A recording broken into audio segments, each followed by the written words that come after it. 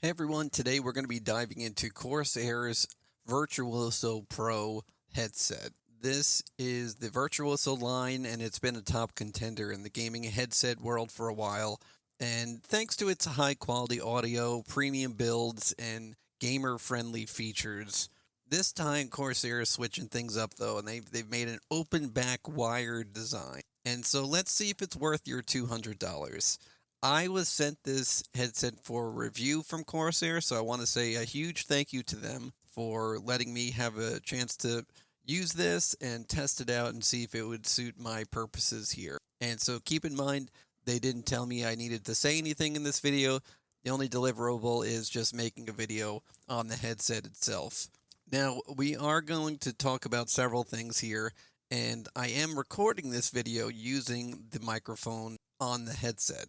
The first thing I wanted to talk about is design and comfort. The Virtuoso Pro looks very different from its wireless siblings. It ditches the metal heavy type build for more of a plastic fabric focused design. And it's lightweight, it's 338 grams with large breathable ear cups. And it has plastic covered headband with fabric padding. And comfort wise, it's really good for long sessions. I have, I guess you would say, smaller ears, and I almost have a tendency to get headaches when I wear headsets like this. I'm actually someone that used like IEMs for all this time leading up to now, and so it's perfectly suitable for long sessions. And I've gotten used to it. It's not making my ears super hot or anything like that personally. And so if you're someone like me, and maybe you wear glasses or you can't find something comfortable in that regard, this might be a good one. Now, the ear pads themselves feel pretty comfortable. They're soft, and the more I've worn this, the more comfortable it feels each time. And I look forward to wearing it, and I've had no issues in that regard. However, some people have reported that the ear pads aren't as long lasting. I haven't had that issue. I haven't seen any signs of wear. I've streamed several times, maybe like the last 2 weeks, and I've probably worn this, 24 to 40 hours now, and I haven't had any issues with regard to the ear pads. The Virtuoso packs, I think it's a 50 millimeter graphene drivers with 20 hertz to 40,000 hertz frequency range, giving crisp highs, clear mids, and a present but not overpowering bass. I feel like I've noticed sounds that I didn't quite experience before when using the in-ear monitors that I had, and it just feels a little bit more immersive in the games that I've been playing. Now even with the open back design, I could still experience a difference there. I think it has a very wide sound stage, and it makes it decent for directional type sounds. I'm not much of a shooter type player, but I think this headset would serve you well if you play those types of games.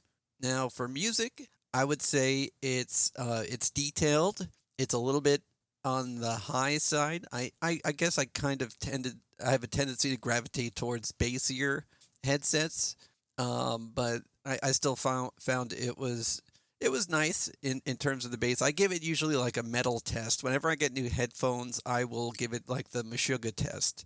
And so they are definitely on the bassier side.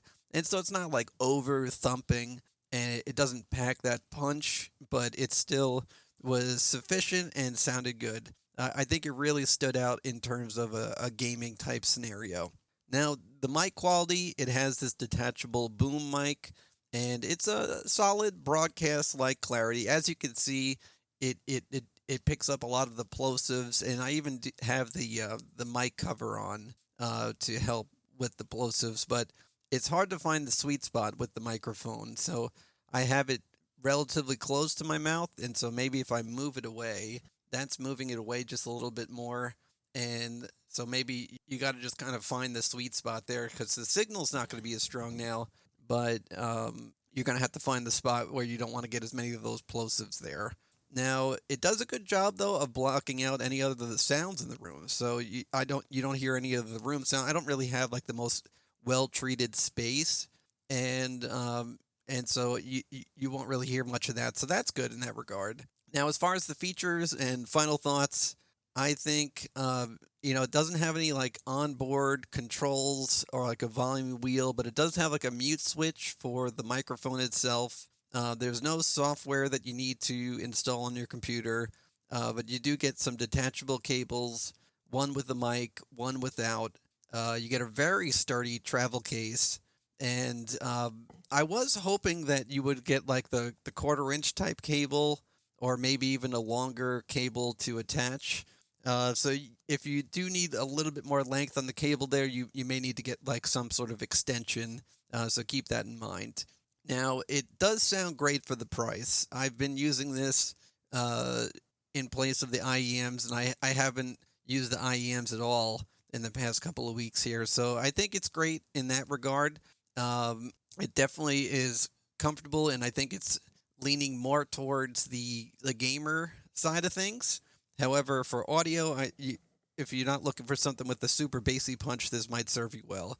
If now, so who is this for? If you love like a more of like a neutral type sound, if you want more of an open back design and don't mind the wired connection, I think this is definitely worth a look. Now, if you want convenience or like a deeper bass, wireless, there might be other options you want to look into. In case you're wondering what my use case is for this microphone, it was for this. Normally I have a mic arm and a microphone setup that I use for streaming, but I've had this silly idea to do Phasmophobia with alternative controls. And so I've been trying to think of a way that I wouldn't have this mic. Like, I've had to move this all over here, and it's made a little bit more of a congested space. So this will open my room and my space up for me to do these silly challenges on stream. And so now you're listening to the mic again, and we're gonna just, this is kind of what I've been doing with it, is like Phasmophobia with ring fit adventure controller, so I have to like run in place in order for the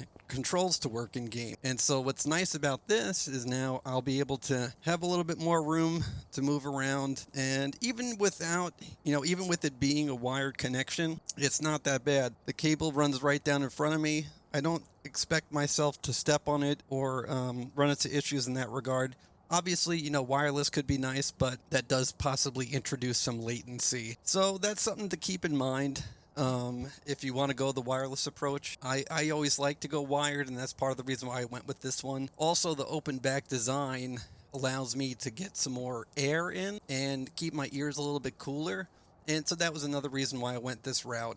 And so, yeah, hopefully you can see kind of my use case, and let me give you a look at how the headset fits on my head and kind of where I have the microphone. Even with a beard, it just kind of, it's not like rubbing up against the hairs, and the mic is pretty adjustable. I'm trying to think. Oh yeah, the one thing I wanted to mention also is for glasses wearer. I said this earlier in the video. If you wear glasses, it still fits comfortably. I might have to adjust on occasion my glasses, but more often than not, it's fine. And I don't notice like any marks on my head or anything like that. So it works well for that. And so we just go back here, and I can't remember. I haven't done this in a little bit. There we go. So that's how we can get into the menu and do all these different settings.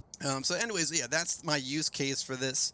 I think it's going to serve me well. I was trying out the clip-on mics, and that was all scratchy. It didn't really sound well. So this at least gives me that proximity effect. And, obviously some of the plosives, maybe some of my breath noises might be part of it, but it's not a huge issue is what I'm trying to say. And so, yeah, hopefully that helps you see what I'm going to be using it for. What would you use this for?